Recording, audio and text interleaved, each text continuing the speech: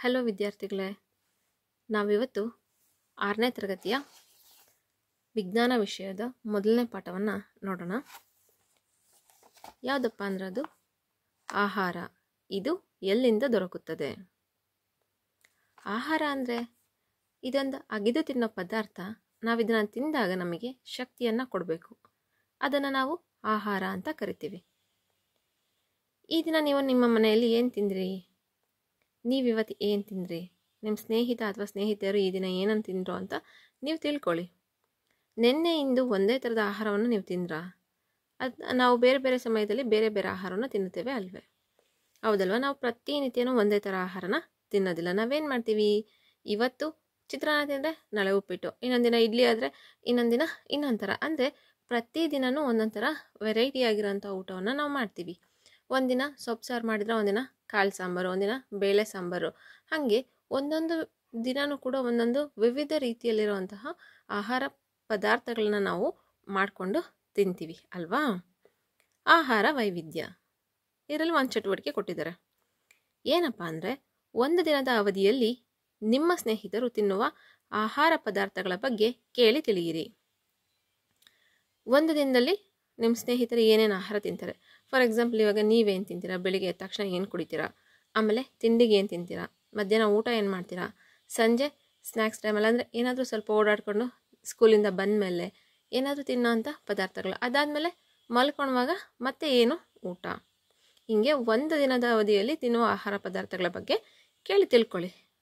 ಭಾರತದ ವಿವಿಧ ರಾಜ್ಯಗಳಲ್ಲಿ ವಾಸಿಸುವ ನಿಮ್ಮ ಸ್ನೇಹಿತರಿಂದ ಸಹ ಈ ಮಾಹಿತಿಯನ್ನು ಕೇಳಿ ತಿಳಿಯಲು ಸಾಧ್ಯವೇ ನೋಡಿ.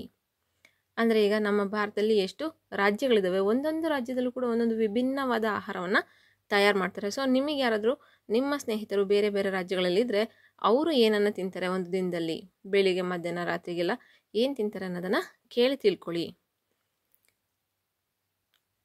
ಅವರು ತಿನ್ನುವ ಎಲ್ಲ ಆಹಾರ ಪದಾರ್ಥಗಳನ್ನು ಕೋಷ್ಟಕ 1.1ರಲ್ಲಿ ಒಂದರಂತೆ ನಿಮ್ಮ ನೋಟ್ ಪುಸ್ತಕದಲ್ಲಿ ಪಟ್ಟಿ ಮಾಡಿ. ಈಗ ಇಲ್ಲೊಂದು ಕೋಷ್ಟಕ ಕೊಟ್ಟಿದ್ದಾರೆ. ಏನಪ್ಪ ಅಂದರೆ, ನಾವು ಯಾವ ಆಹಾರವನ್ನು ತಿನ್ನುತ್ತೇವೆ. ವಿದ್ಯಾರ್ಥಿ, ಸ್ನೇಹಿತೆ ಅಂದರೆ ಯಾರು ನಿಮ್ಮ ಫ್ರೆಂಡು ಅವ್ರ ಹೆಸರನ್ನು ಒಂದು ಕಡೆ ಬರೀರಿ. ಒಂದು ದಿನದಲ್ಲಿ ತಿಂದಿರುವ ಆಹಾರ ಪದಾರ್ಥಗಳು. ಫಾರ್ ಎಕ್ಸಾಂಪಲ್, ಈಗ ಇಲ್ಲಿ ಜೀವನ್ ಮುರಳಿ ಅಭಿ ಅಂತ ಬರೆದಿದ್ದಾರೆ. ಫಾರ್ ಎಕ್ಸಾಂಪಲ್, ಅವ್ರು ಏನು ತಿಂದರು? ಅವ್ರು ಚಿತ್ರಾನ್ನ ತಿಂದರು ಬೆಳಿಗ್ಗೆ, ಮಧ್ಯಾಹ್ನ ಅನ್ನ ಸಾಂಬಾರು ಊಟ ಮಾಡಿದರು, ಬೇಳೆ ಸಾಂಬಾರು ಅನ್ನ ಊಟ ಮಾಡಿದರು, ಮತ್ತು ಸಂಜೆಗೆ ಸ್ವಲ್ಪ ಹೆಸರು ಕಾಳು ಮೊಳಕೆಯನ್ನು ತಿಂದರು, ಮತ್ತು ರಾತ್ರಿಗೆ ಏನು ಮಾಡಿದರು? ಮುದ್ದೆ ಅನ್ನ ಸಾಂಬಾರು, ಸೊಪ್ಪು ಸಾಂಬಾರು, ಮುದ್ದೆ ಅನ್ನ ಊಟ ಮಾಡಿ ಮಲಗಿದ್ರು. ಸೊ ಒಂದು ದಿನದಲ್ಲಿ ಎಷ್ಟು ತರಹೇವಾರಿ ಆಹಾರ ಪದಾರ್ಥಗಳನ್ನು ಅವರು ತಿಂದಿದ್ದಾರೆ ಅಂಥೇಳಿ ಇಲ್ಲಿ ಪಟ್ಟಿ ಮಾಡೋದು. ಆಯಿತಾ? ಇಲ್ಲಿ ನಿಮ್ಮ ಫ್ರೆಂಡ್ನ ಹೆಸರು ಬರೆಯೋದು ಒಂದು ಕೋಷ್ಟಕದಲ್ಲಿ, ಇನ್ನೊಂದರಲ್ಲಿ ಅವರು ತಿಂದಿರುವಂತಹ ಆಹಾರ ಪದಾರ್ಥಗಳನ್ನು ಪಟ್ಟಿ ಮಾಡೋದು. ಇಲ್ಲಿ ವಿವಿಧ ಆಹಾರ ಪದಾರ್ಥಗಳನ್ನ ಕೊಟ್ಟಿದ್ದಾರೆ. ಒಂದು ಕಡೆ ಇಡ್ಲಿ ಕೊಟ್ಟಿದ್ದಾರೆ, ಇಡ್ಲಿ ಚಟ್ನಿ ಸಾಂಬಾರು. ಇನ್ನೊಂದು ಕಡೆ ಮೀನನ್ನು ಕೊಟ್ಟಿದ್ದಾರೆ, ಇನ್ನೊಂದು ಕಡೆ ಏನೋ ಸಾಂಬಾರನ್ನು ಕೊಟ್ಟಿದ್ದಾರೆ. ಸೊ ಒಂದೊಂದು ವೆರೈಟಿ ಆಗಿರೋಂತಹ ಊಟವನ್ನು ಕೊಟ್ಟಿದ್ದಾರೆ. ನಾವು ತಿನ್ನುವ ಆಹಾರ ಪದಾರ್ಥಗಳಲ್ಲಿ ಬಹಳಷ್ಟು ವೈವಿಧ್ಯ ಇದೆ ಎಂದು ಕಾಣುತ್ತದೆ. ಅಂದರೆ ಚಿತ್ರ 1.1 ಇಲ್ಲೈತಲ್ಲ, ಇಲ್ಲಿ ಈ ಚಿತ್ರದಲ್ಲಿ ಏನು ಮಾಡಿದ್ದಾರೆ? ಈ ಆಹಾರ ಪದಾರ್ಥಗಳನ್ನು ಯಾವುದರಿಂದ ತಯಾರಿಸಲಾಗಿದೆ? ಮನೆಯಲ್ಲಿ ಅನ್ನ ಮಾಡುವುದರ ಬಗ್ಗೆ ಆಲೋಚಿಸಿ. ನಾವು ಅಕ್ಕಿಯನ್ನು ನೀರಿನಲ್ಲಿ ಬೇಯಿಸುತ್ತೇವೆ. ಅನ್ನವನ್ನು ತಯಾರಿಸಲು ಕೇವಲ 2 ವಸ್ತುಗಳು ಅಥವಾ ಘಟಕಗಳ ಅವಶ್ಯಕತೆ ಇದೆ. ಕೆಲವೊಂದು ಸಲ ಏನಾಗುತ್ತೆ, ಒಬ್ಬೊಬ್ಬರ ಮನೆಯಲ್ಲಿ ಅನ್ನಕ್ಕೆ ಉಪ್ಪು ಹಾಕ್ದೇ ಅನ್ನ ಮಾಡ್ತಾರೆ. ಕೆಲವೊಂದು ಮನೆಯಲ್ಲಿ ಅನ್ನಕ್ಕೆ ಸ್ವಲ್ಪ ಉಪ್ಪನ್ನು ಹಾಕಿ ಮಾಡ್ತಾರೆ, ಅಂದರೆ ಅದರ ರುಚಿ ಇನ್ನೂ ಚೆನ್ನಾಗಿರುತ್ತೆ ಅಂತೇಳಿ. ಸೊ ನಾವು ಅನ್ನ ಮಾಡೋದು ನಮಗೆಲ್ಲ ನಾವು ನೋಡಿರ್ತೀವಿ. ನಮ್ಮಮ್ಮ ಮನೇಲಿ ಮಾಡೋದನ್ನು ಅಕ್ಕಿ ತೊಳೆದ್ಬಿಟ್ಟು ಅದಕ್ಕೆ ನೀರು ಹಾಕಿ ಸ್ವಲ್ಪ ಉಪ್ಪು ಹಾಕಿ ಅದನ್ನು ಬೇಯಿಸ್ತಾರೆ. ಆವಾಗ ಏನಾಗುತ್ತೆ? ಅದು ಬೆಂದ್ಬಿಟ್ಟು ಅನ್ನ ಆಗುತ್ತೆ ಅಲ್ವಾ? ಆದರೆ ಕೆಲವು ಆಹಾರ ಪದಾರ್ಥಗಳನ್ನು ತಯಾರಿಸಲು ಅನೇಕ ವಸ್ತುಗಳು ಬೇಕಾಗುತ್ತವೆ. ತರಕಾರಿ ಸಾರನ್ನು ತಯಾರಿಸಲು ವಿವಿಧ ರೀತಿಯ ತರಕಾರಿಗಳು, ಉಪ್ಪು, ಮಸಾಲ ಪದಾರ್ಥಗಳು, ಎಣ್ಣೆ ಮುಂತಾದವುಗಳ ಅವಶ್ಯಕತೆ ಇದೆ. ಹೌದಲ್ವಾ? ಈಗ ತರಕಾರಿ ಸಾಂಬಾರು ಮಾಡಬೇಕಂದ್ರೆ ತರಕಾರಿಗಳು ಬೇಕು, ಉಪ್ಪು ಬೇಕು, ಮಸಾಲೆ ಬೇಕು, ಎಣ್ಣೆ ಬೇಕು. ಇದನ್ನೆಲ್ಲ ಮತ್ತೆ ಕೆಲವೊಂದು ಸಲ ಬೇಳೆನೂ ಕೂಡ ಅದ್ರ ಜೊತೆಗೆ ಮಿಕ್ಸ್ ಮಾಡ್ತಾರೆ. ಸೊ ಇವೆಲ್ಲ ಇದ್ದಾಗ ಏನಾಗುತ್ತೆ? ತರಕಾರಿ ಸಾಂಬಾರು ಆಗುತ್ತೆ.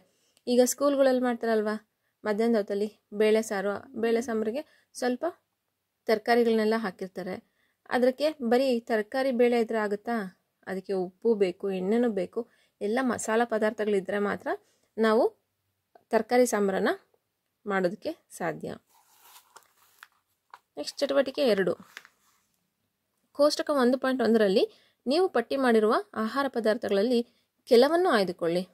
ಅಂದರೆ ಇವಾಗ ಆವಾಗಲೇ ನೀವು ಪಟ್ಟಿ ಮಾಡಿದ್ರಲ್ಲ ನಿಮ್ಮ ಸ್ನೇಹಿತರು ಅವ್ರು ಏನೇನು ತಿಂತಾರೆ ಅಂತ, ಅದು ನಿಮ್ಮ ಸ್ನೇಹಿತರೊಂದಿಗೆ ಹಾಗೂ ಮನೆಯಲ್ಲಿ ಹಿರಿಯರೊಂದಿಗೆ ಚರ್ಚಿಸಿ ಈ ಆಹಾರ ಪದಾರ್ಥಗಳನ್ನು ತಯಾರಿಸಲು ಯಾವ ಘಟಕಾಂಶಗಳನ್ನು ಉಪಯೋಗಿಸುವರು ಎಂಬುದನ್ನು ತಿಳಿದುಕೊಳ್ಳಲು ಪ್ರಯತ್ನಿಸಿ. ಕೋಷ್ಟಕ 1.2ರಲ್ಲಿ ಅವುಗಳ ಪಟ್ಟಿ ಮಾಡಿ ಇದರಲ್ಲಿ ಕೆಲವು ಉದಾಹರಣೆಗಳನ್ನು ಕೊಡಲಾಗಿದೆ. ಈ ಪಟ್ಟಿಗೆ ಇನ್ನೂ ಹೆಚ್ಚಿನ ಆಹಾರ ಪದಾರ್ಥಗಳನ್ನು ಸೇರಿಸಿ. ಆವಾಗಲೇ ನೀವೇನು ಮಾಡಿದ್ರಿ, ನಿಮ್ಮ ಫ್ರೆಂಡ್ಸ್ ಏನೇನು ಆಹಾರ ಪದಾರ್ಥಗಳಂದರೆ ಏನೇನು ಊಟ ಮಾಡ್ತಾರೆ ಅನ್ನೋದನ್ನು ಪಟ್ಟಿ ಮಾಡಿದ್ರಿ. ಬಟ್ ಅದನ್ನು ಇವಾಗ ತಯಾರಿಸೋಕ್ಕೆ, ಆ ಅಡುಗೆ ಮಾಡೋಕ್ಕೆ ಏನೆಲ್ಲ ಪದಾರ್ಥಗಳು ಬೇಕು ಅನ್ನೋದನ್ನು ಈ ಕೋಷ್ಟಕದಲ್ಲಿ ನೀವು ಭರ್ತಿ ಮಾಡಬೇಕು. ಕೋಷ್ಟಕ 1.2 ಆಹಾರ ಪದಾರ್ಥಗಳು ಮತ್ತು ಅವುಗಳ ಘಟಕಾಂಶಗಳು. ಇಲ್ಲೊಂದು ಅಂದರೆ ಉದಾಹರಣೆಗಳನ್ನ ಕೊಟ್ಟಿದ್ದಾರೆ. ಆಹಾರ ಪದಾರ್ಥ ರೊಟ್ಟಿ ಅಥವಾ ಚಪಾತಿ. ಇದನ್ನು ಮಾಡೋದಕ್ಕೆ ಏನು ಬೇಕು? ಹಿಟ್ಟು, ನೀರು, ಕೆಲವೊಂದು ಕಡೆಗೆ ಉಪ್ಪು. ನೆಕ್ಸ್ಟ್ ಬೇಳೆ ಅಥವಾ ದಾಲ್. ಗೊತ್ತಲ್ವಾ ಬೇಳೆ, ದಾಲ್.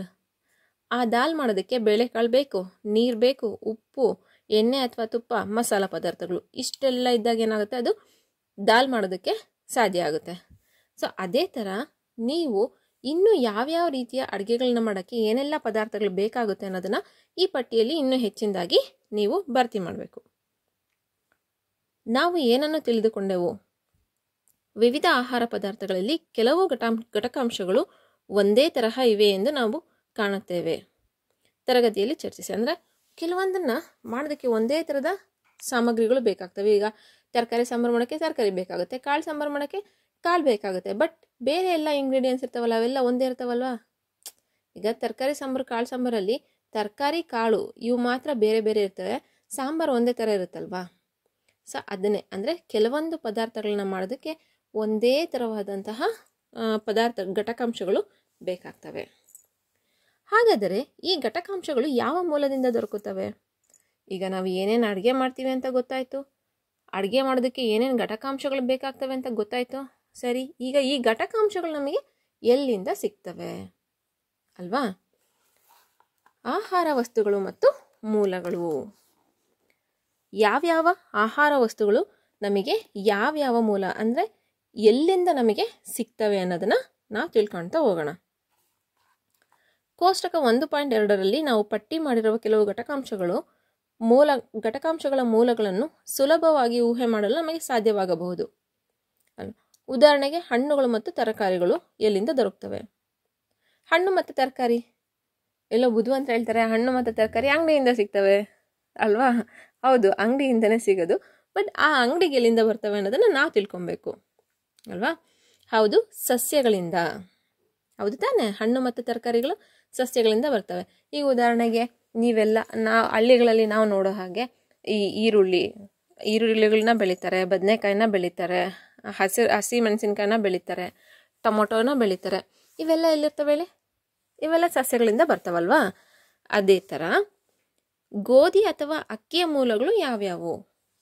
ಗೋಧಿ ನೋಡಿದ್ದೀರಾ ನೀವೆಲ್ಲನ? ಗೋಧಿ ಹಿಟ್ಟು ಚಪಾತಿ ಮಾಡೋದು, ಮತ್ತು ಅಕ್ಕಿ ನಾವು ಪ್ರತಿನಿತ್ಯ ತಿನ್ನೋ ಅಂಥದ್ದು ಅಕ್ಕಿ. ಇವನ್ನ ನಾವು ಧಾನ್ಯಗಳು ಅಂತ ಕರಿತೀವಿ. ಈ ಧಾನ್ಯಗಳು ನಮಗೆ ಎಲ್ಲಿಂದ ಸಿಗ್ತಾವಪ್ಪ ಅಂದರೆ ಇವು ಕೂಡ ಸಸ್ಯಗಳಿಂದನೇ ಸಿಗ್ತವೆ. ನಾವು ಭತ್ತದ ಗದ್ದೆಗಳನ್ನ ನೋಡಿರ್ತೀವಿ, ಅಥವಾ ಗೋಧಿ ಬೆಳೆಯೋಂಥ ಗದ್ದೆಗಳನ್ನು ನೋಡಿರ್ತೀವಿ. ನೀವು ಕೆಲವೊಂದು ಕಡೆ ನೋಡಿರ್ತೀರ. ಹಾಲು, ಮೊಟ್ಟೆ ಮತ್ತು ಮಾಂಸಗಳು ಪ್ರಾಣಿಗಳಿಂದ ದೊರಕುವಂಥ ಆಹಾರ ಪದಾರ್ಥಗಳಿವು, ಹೌದಲ್ವಾ? ಕೋಳಿಯಿಂದ ಮೊಟ್ಟೆ ಸಿಗುತ್ತೆ, ಹಸುವಿನಿಂದ ಹಾಲು ಸಿಗುತ್ತೆ. ಅದೇ ಥರ ನಮಗೆ ಯಾವ್ಯಾವ ಆಹಾರ ಪದಾರ್ಥಗಳು ಎಲ್ಲೆಲ್ಲಿಂದ ಸಿಗ್ತವೆ ಅಂತೇಳಿ ಪಟ್ಟಿ ಮಾಡ್ಕೊಬನ್ನಿ. ಇದನ್ನು ನಾಳೆ ಮುಂದುವರ್ಸೋಣ, ಆಯಿತಾ?